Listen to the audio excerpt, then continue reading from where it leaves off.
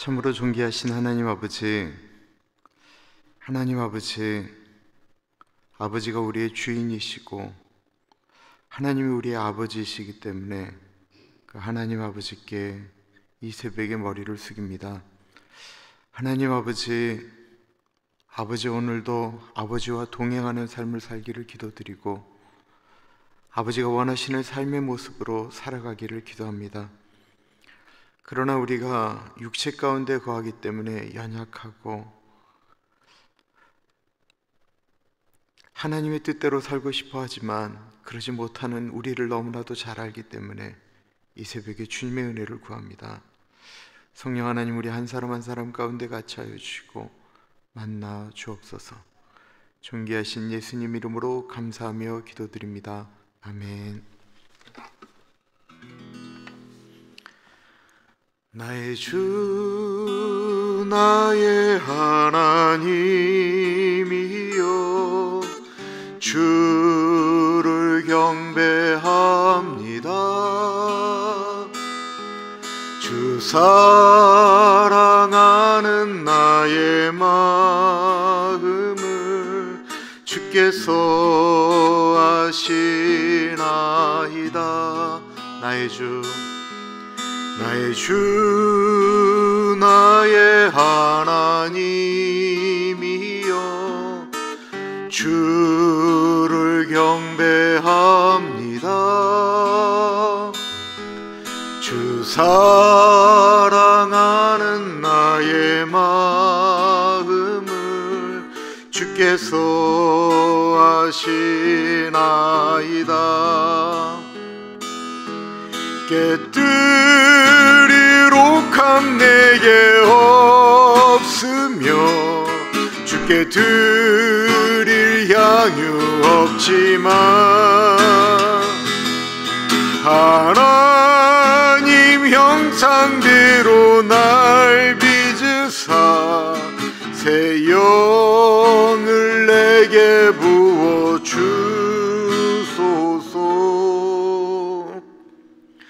나의 주 나의 하나님이여, 주를 경배합니다.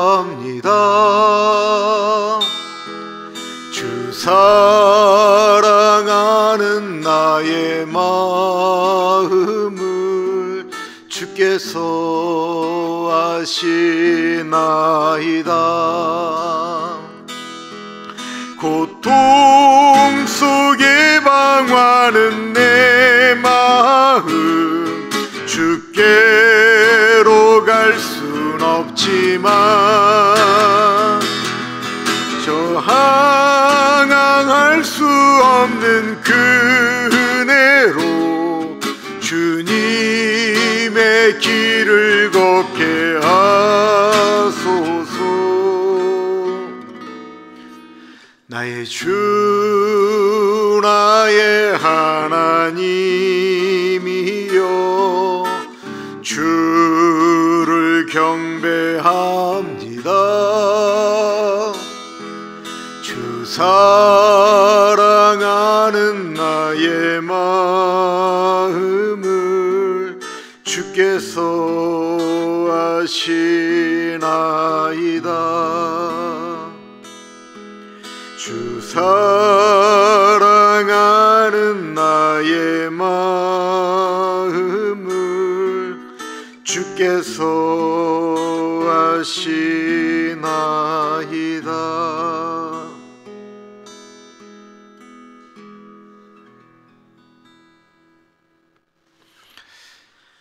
오늘도 주님의 뜻대로 살아가는 하루 되게 해주십시오. 우리 같이 기도하고 말씀 듣도록 하겠습니다. 기도합니다.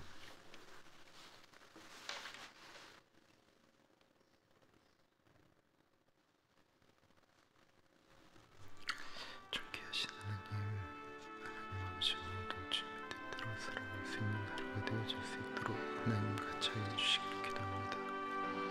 성령 하나님 같이 하여 주옵소서. 성령 하나님 같이 하여 주시기를 기도합니다. 성령 하나님 동행하여 주시고 성령 하나님 말씀하여 주옵소서. 성령 하나님, 성령 하나님 같이 주시기를 기도합니다.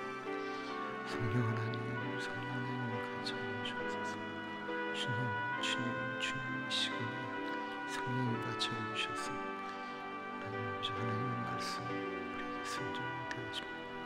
하나님 그 말씀대로 살아가는 복된 하루 되어줄 수 있도록 주님 인도하여 주시기를 기도합니다.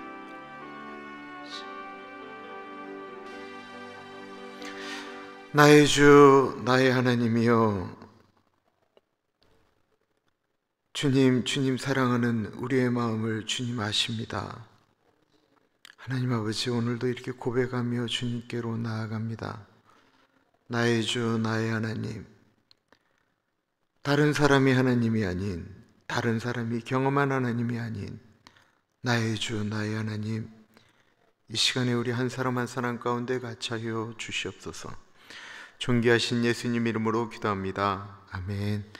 하나님의 말씀 누가복음 23장 13절에서부터 25절까지 말씀입니다. 누가복음 23장 13절에서부터 25절까지 말씀, 하나님의 말씀 받들어 봉독할 때에 살아계신 하나님의 음성을 들으시기 바랍니다.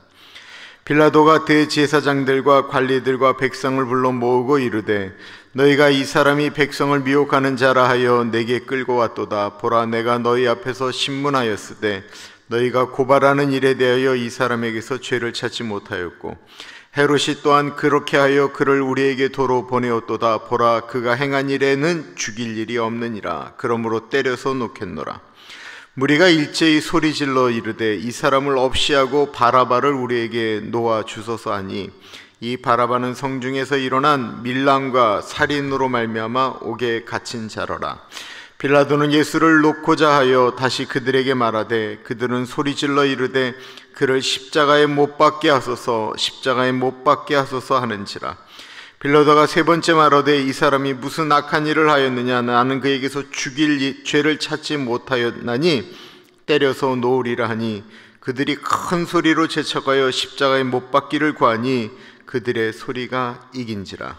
이에 빌라도가 그들이 구하는 대로 하기를 인도하고, 그들이 요구하는 자 곧 밀람과 살인으로 말미암아 옥에 갇힌 자를 놓아주고 예수는 넘겨주어 그들의 뜻대로 하게 하니라. 아멘. 우리는 살다 보면 그 선택이라고 하는 것을 하죠. 선택의 문제는 다양합니다. 무엇을 입고 나갈까라고 하는 것부터 무엇을 먹어야 하는 문제까지 늘 선택을 하게 됩니다. 제일 좋은 것은 편한 대로, 쉬운 방법대로 선택하는 것입니다. 밥을 먹을 것인가, 라면을 먹을 것인가? 라면이 훨씬 더 쉽습니다. 라면도 컵라면을 먹을 것인가, 내가 요리해서 먹을 것인가? 컵라면이 훨씬 더 쉽죠. 그런데 문제는 편한 쪽을 선택하게 되면 사람이 망가지기 시작한다는 것입니다. 처음에는 편하게 먹을 수 있는 라면이 좋은 것 같은데, 그 편한 길을 선택한 사람의 결과는 육체의 쇠약입니다. 저는 돌아가신 그 고려대학교의 그 김인수 교수님이라고 계시거든요. 지금으로부터 18년 전에 돌아가신 분인데, 제가 그분을 굉장히 좋아합니다. 설교 시간에도 여러 번 얘기했습니다.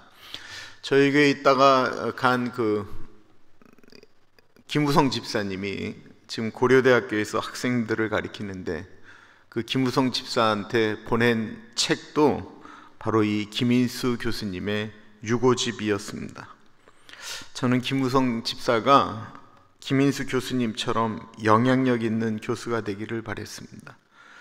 이 김인수 교수님이 학생들에게 참 많은 시간을 할애하였는데 젊은이들에게 던졌던 말이 있었습니다.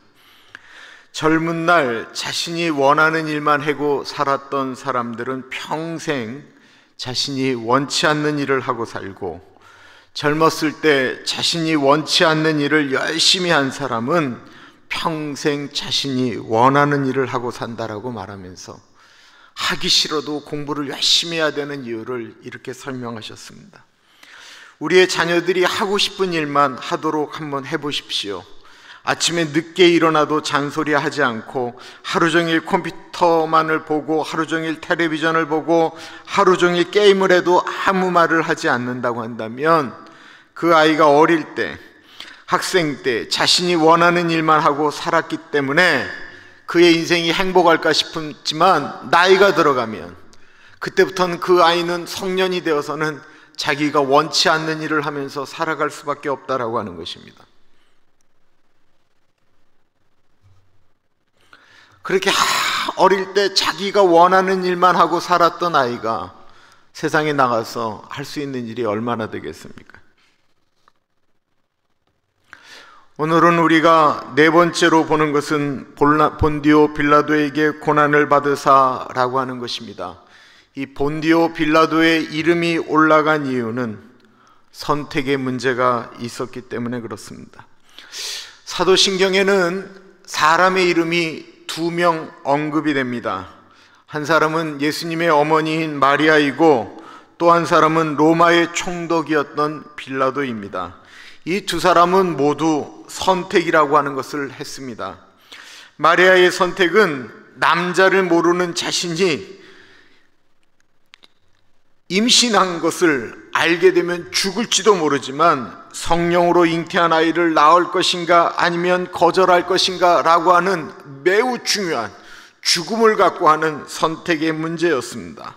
그리고 마리아는 하나님의 명령에 순종하였습니다.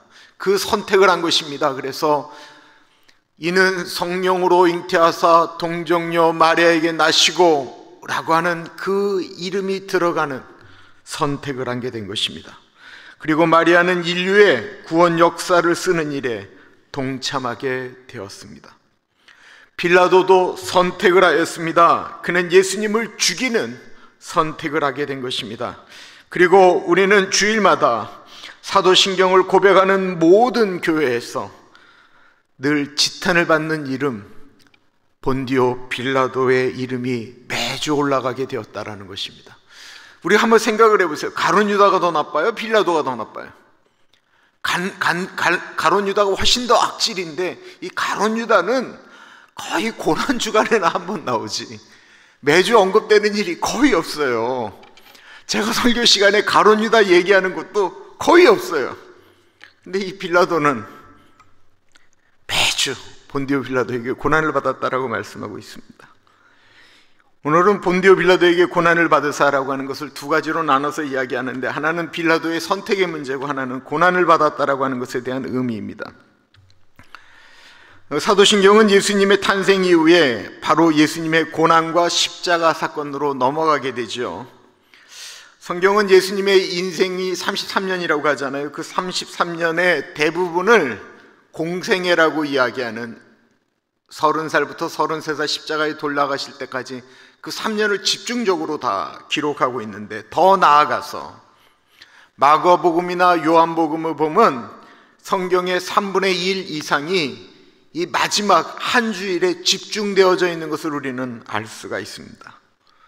그러니까 예수님이 탄생하시고 30년을 뛰어넘어서가 아니고 33년 마지막에 이 사도신경이 기록되어져 있는 이유는 그만큼 예수 그리스도의 고난과 십자가 사건이 중요하기 때문에 그렇습니다. 사실 사도신경에 본디오 빌라도의 이름을 굳이 넣지 않아도 사도신경이 완성되는 데는 아무 문제가 없습니다. 동정녀 마리아에게 나시고 고난을 받으사 십자가에 달려 죽으시고 라고 해도 이 문제가 아무 문제가 없는데, 우리가 생각해도 왜 본디오 빌라도가 꼭 이름을 넣어야 되지 할 정도로 이 본디오 빌라도의 이름이 들어갔다라는 것입니다. 왜 들어갔을까요? 이 본디오 빌라도는 우리가 예수 그리스도에 대해서는 성경으로만 많이 알고 있지만, 이 본디오 빌라도에 대한 이야기는 그 당시 로마 역사의 모든 것들에 기록되어져 있는 유대의 총독이라는 것입니다. 역사성이에요. 예수님이 누군가에 의해서 만들어진 인물이 아니고 실존하는 인물, 예수 그리스도의 고난과 십자가 사건과 예수님의 재판을 본디오 빌라도라고 하는 재판장이 그가 결정함으로써 예수님이 죽게 되었다라고 하는 사실을 나타내는 것입니다. 예수님의 십자가 사건이 일어날 때 그가 최종 책임자 로마의 총독이었고, 그에게 재판을 받고 그의 판결에 의해 사형당했다라고 하는 예수님의 십자가 사건의 현실성, 사실성, 역사성을 나타내고 있다라고 하는 것입니다. 그럼 본디오 빌라도는 어떤 사람이었을까요? 본디오 빌라도는 로마의 총독으로 유대를 26년부터 36년까지 10년 동안 다스렸던 로마의 5번째 총독이었습니다. 그는 로마 총독으로서 예수님을 직접적으로 대면했던 유일한 사람이었습니다. 그의 성격은 포하겠다고 하고요, 이렇게 결정했다가 저렇게 결정했다가 그냥 때때마다 자기 원하는 대로 마음을 바꾸는 사람이었다라고 합니다. 얼마나 악질적인 사람이었는지 로마 깃발을 들고 로마 성전으로 들어갔다라고 이야기합니다. 로마 성전에다가, 예루살렘 성전에다가 정말 해서는 안 되는 그 가이사의 얼굴이 그려져 있는 방패를 들고 들어가서 유대인들의 폭동을 일으키는 일들을 감당하였고, 성전세를 빼앗아서 수로를 놓는 일에 쓰기도 하였습니다. 그리고 정말 중요한 사실은 예배를 드리러 가는 유대인들을 로마 병사들을 데리고 가서 학살하기도 하였습니다. 당시 유대인들에게는 재판권이라고 하는 것이 없었습니다. 사람을 재판할 권리도 사형을 집행할 권리가 없었습니다. 그 모든 것을 갖고 있었던 것이 바로 이 빌라도 총독이었습니다. 성경에 보면 예수님이 가이사라 대제사장 가야베에게 재판도 받고 헤로드 왕에게 재판도 받았지만 그들의 재판은 사실 의미가 없는 거였어요. 왜냐하면 예수님을 정말로 십자가에 못 박아 죽을 수 있는 권리와 재판권을 갖고 있는 것은 빌라도 총독이 유일했기 때문에 그렇습니다.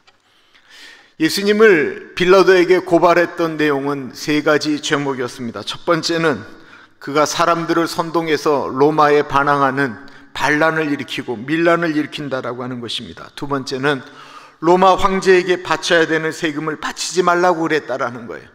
세 번째가 제일 중요한데, 그것은 우리에게 황제가 있는데 저가 자칭 유대인의 왕이다라고 이야기했다라는 것입니다. 그런 고발건으로 예수님이 빌라도 앞에 서 있는데, 문제는 빌라도가 예수님에게서 죄를 발견할 수가 없었다라는 것입니다. 그래서 예수님을 놓아주려고 하였습니다. 그는 3번에 걸쳐서 예수님을 놓아주려고 했다라고 이야기하고 있습니다.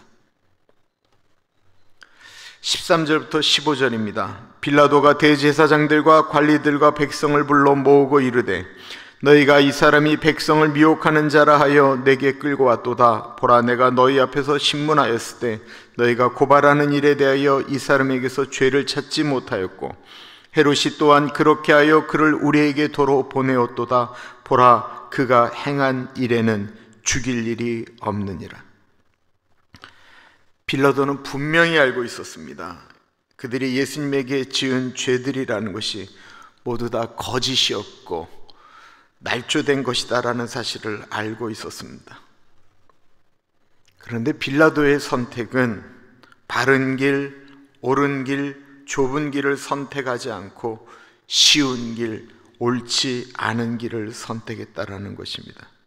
그가 그럴 수밖에 없었던 것은 그가 귀에 들었던 소리는 진리를 거스리는 사람의 소리였습니다.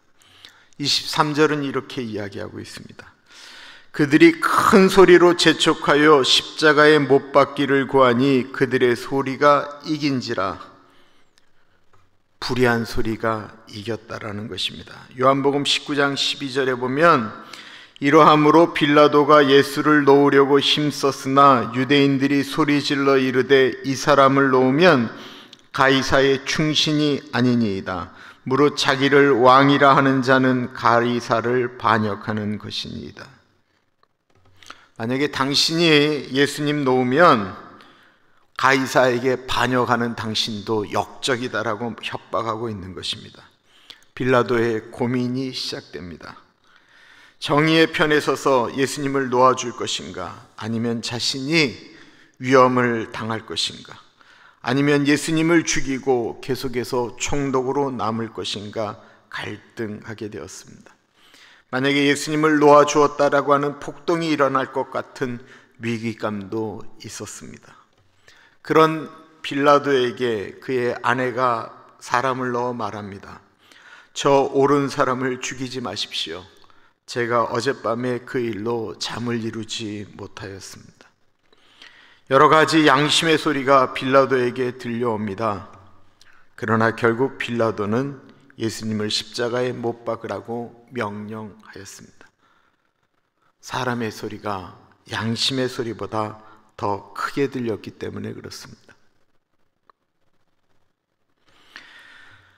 옳은 길을 가면서 본인이 불편한 것을 선택하기보다는 자신이 지금 가지고 있는 것을 포기하지 않는 것이 더 크게 보였기 때문에 그렇습니다.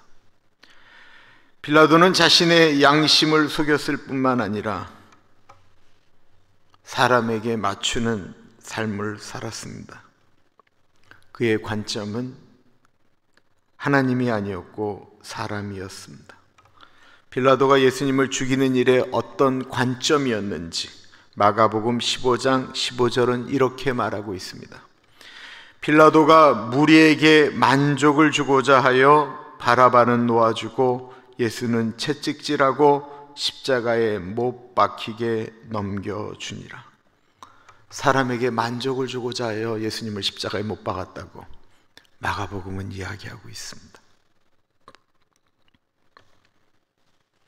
사람들에게 만족을 주고자 하는 것, 사람들이 좋아하는 것입니다. 우리가 착각할 때가 있습니다. 우리가 사람에게 인기가 좋으면 하나님에게도 인기가 좋을 것이다 라고 생각하는 것입니다.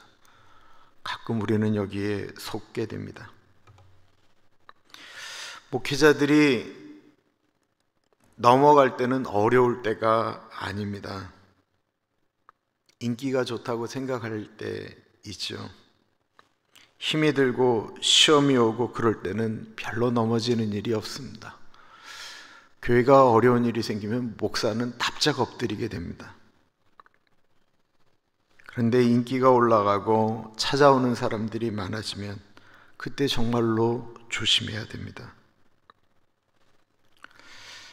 사람들의 소리에 귀를 기울이는 것은 목회자에게 굉장히 중요한 이야기지만 사람들에게 소리를 듣는 것 이상으로 하나님의 소리를 듣는 일에 더 힘을 써야 합니다. 그래서 성경은 설 때 넘어질까 주의하라고 이야기하고 있습니다. 바울은 하나님을 믿는 사람들을 죽이는 일에 앞장섰던 사람입니다. 그는 하나님의 사람들을 죽이는 일에 사람들이 얼마나 열광하고 있는가를 알고 있었던 사람입니다. 그러던 그가 예수님을 믿고 막상 교회 일을 하려다 보니까 너무나도 큰 어려움들이 많았습니다. 적도 많아졌습니다. 그를 조롱하고 그를 무시하는 사람들도 많았습니다. 그래서 그에게 필요한 것은 사람들이 자신을 인정해 주는 것입니다. 말씀드렸지만 사도 바울이 서신서를 쓸 때 그리스도의 사도가 된 나 바울은이라고 자기가 사도라고 굳이 얘기했던 이유는 사람들이 사도 바울을 사도로 인정해 주지 않았기 때문에 그러는 거예요. 그가 사도인 것을 모든 사람들이 인정해 주면 빌립보서를 쓸 때처럼 굳이 사도라는 말을 쓸 필요가 없었어요. 그러나 사람들이 인정해 주지 않으니까 사도 바울이 늘 쓰는 거예요. 그리스도의 사도가 된 나 바울은. 그는 인정받고 싶어 했습니다. 그래서 바나바를 통해서 인정을 받았고 또한 교회의 지도자가 되었습니다. 그런데 그런 바울이 정말로 자기 자신을 도와주어야 할 사람들과 결판을 지어야 될 일이 생기게 됩니다. 그것은 예수님을 믿는 것은 그 구원은 예수님을 믿는 것으로만 구원을 얻는다라고 사도 바울이 계속해서 이야기하고 있는데 그를 도와줘야 될 유대 교회의 지도자들은 아니다. 율법도 지켜야 구원을 얻는다라고 이야기하는 것입니다.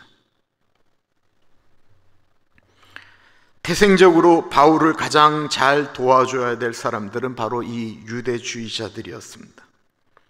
구약으로부터 내려오는 유대의 법을 철저하게 지켰던 바울과 같은 처지에 있었던 사람들이기 때문에 그렇습니다. 그런데 바울이 그들을 멀리하고 그들이 내가 전한 복음 외에 다른 것을 전하면 너희들은 저주받는 자들이다라고 이야기를 합니다. 그러면서 사도 바울이 자기 삶의 기준이 되는 고백을 갈라디아서 1장 10절에 이야기를 하죠. 이제 내가 사람들에게 좋게 하랴, 하나님께 좋게 하랴, 사람들에게 기쁨을 구하랴. 내가 지금까지 사람들의 기쁨을 구하였다면 그리스도의 종이 아니니라.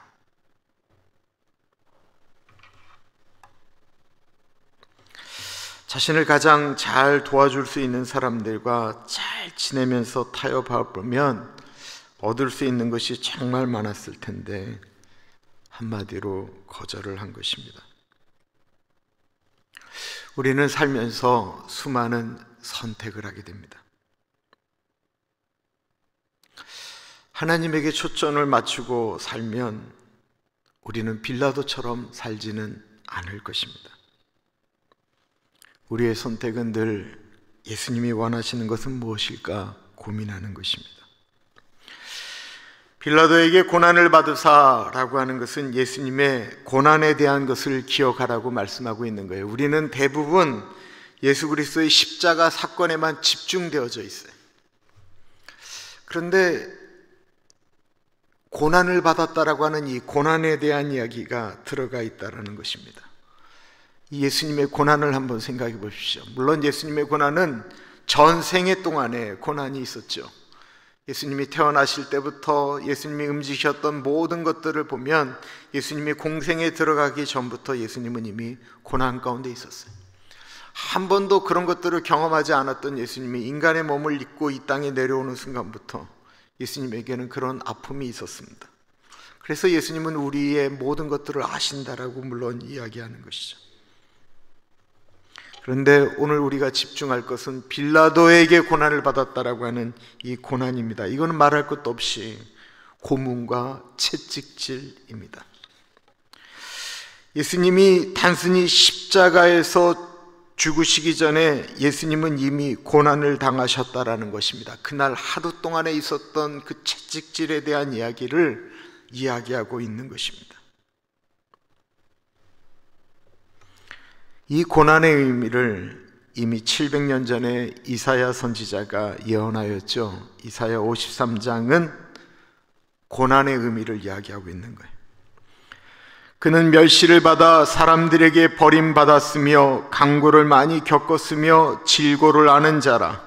마치 사람들이 그에게서 얼굴을 가리는 것 같이 멸시를 당하였고 우리도 그를 귀히 여기지 아니하였도다. 그는 실로 우리의 질고를 지고 우리의 슬픔을 당하였거늘 우리는 생각하기를 그는 징벌을 받아 하나님께 맞으며 고난을 당한다 하였노라. 그가 찔림은 우리의 허물 때문이요 그의 상함은 우리의 죄악 때문이라. 그가 징계를 받음으로 우리가 평화를 누리고 그가 채찍에 맞음으로 우리가 나음을 받았도다. 이사야는 예수님의 고난받으신 그 사건을 우리의 허물 때문이고 그의 상함은 우리의 죄악 때문이다라고 말하고 있습니다. 예수님께서 징계를 받음으로 우리가 평화를 누리게 되었고 예수님께서 채찍에 맞음으로 우리가 나음을 입었다라고 말씀을 하고 있습니다. 예수님이 찔림, 상함, 징계, 채찍은 우리를 위한 것인데 사람들은 생각할 때 4절에 보면 그는 당연히 죄 때문에 저런 징벌을 당한다라고 생각했다라는 거예요.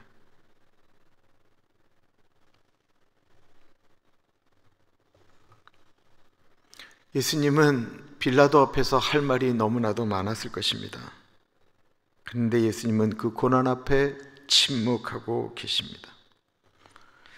자신의 목숨을 자신을 죽이라고 고소하는 사람들에게 자기 자신을, 예수님 자신을 내어줌으로써 그는 이사야의 예언을 성취하였습니다. 이사야 53장 7절과 8절입니다.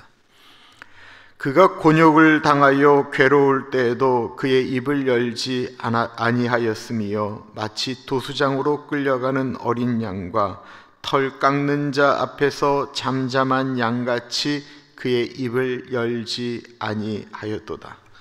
그는 곤욕과 신문을 당하고 끌려갔으나 그 세대 중에 누가 생각하기를 그가 살아있는 자들의 땅에서 끊어짐은 마땅히 형벌받는 내 백성의 허물 때문이라 하였으리요.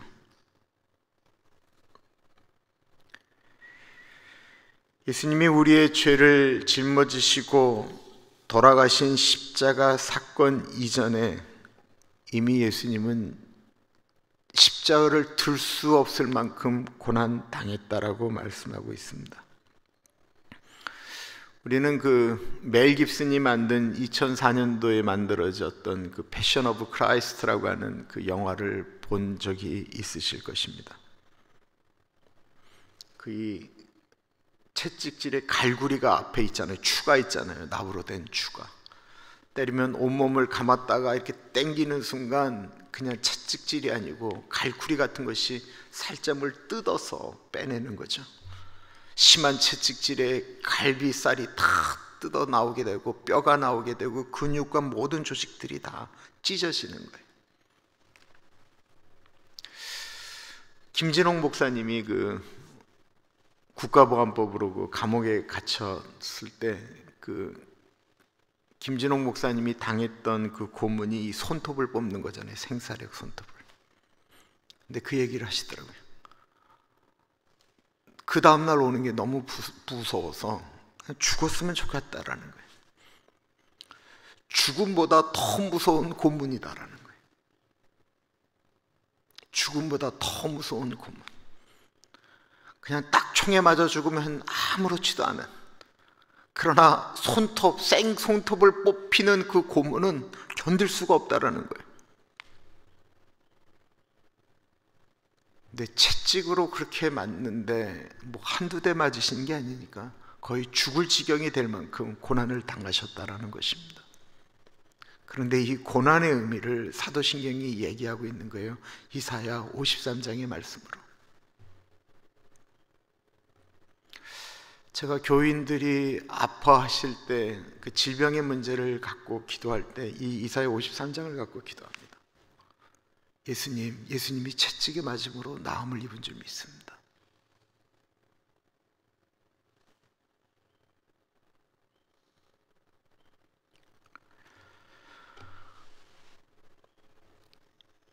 이 본디오 빌라도의 이 연약함, 우리 모두에게 있는 것입니다. 마틴 루터가 종교개혁을 일으켰지요. 그는 천주교회의 잘못된, 특별히 죄를 용서하는, 돈을 받으면 죄가 용서되어진다라고 하는 그 면죄부를 파는 행위 때문에 비텐베르크의 95개 항에 그 종교개혁을 일으키는 반박문을 쓰게 됩니다. 그리고는 그는 교황청으로 끌려가게 됩니다. 그에 대한 회유가 있는 것입니다. 자네 이것을 취소하지 않겠는가? 취소만 하면 살려주는데 취소 안 하면 죽을 것이네. 그때 마틴 루터가 이렇게 고백하죠. 사실 마틴 루터는 강한 사람이 아니었어요. 그는 위장병을 달고 다니는 사람이었고요, 잠을 못 이루는 불면증 환자였고요, 그의 정신세계나 이런 것들이 온전치 못할 때가 참 많을 정도로 힘든 사람이었어요. 두려움 많이 떠는 사람이었어요. 근데 그때 마틴 루터가 했던 얘기가 그 코람데오거든요. 하나님 앞에 서라는.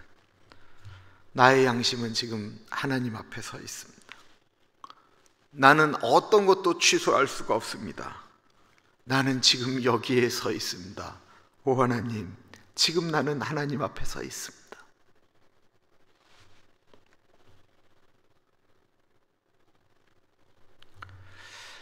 우리가 기도하는 이유는 그런 모습으로 살라고 애쓰고 노력하는 것이죠. 주님, 우리가 약합니다. 우리가 빌라도와 같은 존재입니다 라고 이야기하는 것이 인간 내면에 대한 고백 같지만 빌라도처럼 살면 안 되잖아요. 또한 예수님이 징계를 받음으로 우리가 평화를 누리고 그가 채찍에 맞음으로 우리가 나음을 입었다라고 하는 이 말씀을 또한 믿어야 됩니다. 예수님의 고난을 생각하면서 또한 우리가 생각해야 될 것은 우리가 예수님의 고난에 동참하는 것입니다. 사도 바울이 그리스도의 남은 고난을 내 육체로 채우겠다라고 이야기합니다. 예수님에게 남은 고난이 어디 있어요? 그러나 사도 바울이 생각할 땐 예수님이 이 땅 가운데서 우리에게 의탁하신 그것을 가야 되는 그 길에는 고난이 있는데 그 고난은 내가 짊어지겠다라고 하는 결단이 있었다라는 것입니다. 내 뜻대로 살아가는 것이 아니고 빌라도처럼 자기가 좋아하는 길을 선택하는 것이 아니고 하나님이 원하시는 그 길을 선택하는 우리 모두가 되기를 축원합니다. 기도하겠습니다. 참으로 존귀하신 하나님 아버지, 오늘은 본디오 빌라도에게 고난을 받으사라고 하는 것을 가지고 사도신경을 묵상했습니다. 본디오 빌라도가 예수님이 죄가 없는 줄을 알았지만 그를 사랑하는 아내가 그 일에 그렇게 잘못 결정하지 말라고 말했지만 그가 선택했던 것은 사람들의 소리였습니다. 하나님 아버지, 우리가 살면서 얼마나 이런 일에 약한지 모르겠습니다. 옳은 길인 줄 아는데도 그 길이 편하기 때문에, 남들도 다 가는 길이기 때문에, 그리고 그 일이, 그 선택이 나를 편하게 만들기 때문에 우리가 그 길을 선택하며 나아갑니다. 하나님 아버지, 우리가 주일날 빌라도의 이름을 고백할 때마다 주님, 우리도 그 길을 선택하지 않겠노라고 결단하게 하여 주옵소서. 예수님이 고난받으셨다라고 하는 그 채찍질의 의미를 다시 한번 생각해 보았습니다. 이사야가 그가 채찍에 맞음으로 너희가 나음을 입었다라고 하셨던 그 말씀, 내가 고난을 좀 받음으로 다른 사람들이 회복되어질 수 있다고 한다면, 내가 징계를 받음으로 내가 주님 대신 그 일을 감당함으로 다른 사람들 가운데 평화를 누릴 수만 있다고 한다면 주님, 우리도 그 길을 선택하게 하여 주옵소서. 지금은 우리 주 예수 그리스도의 은혜와 우리를 너무나도 사랑하셔서 하나밖에 없는 아들을 넉넉하게 보내주신 하나님 아버지 그 크신 사랑하심과 성령 하나님 감화감동 역사 충만 교통하심이, 하나님, 우리는 옳은 선택을 하겠습니다. 주님, 우리는 주님 앞에 서 있습니다 고백하는 사랑하는 주의 백성들 머리 위에 지금으로부터 영원토록 같이 하시길 간절히 축원하옵나이다. 아멘.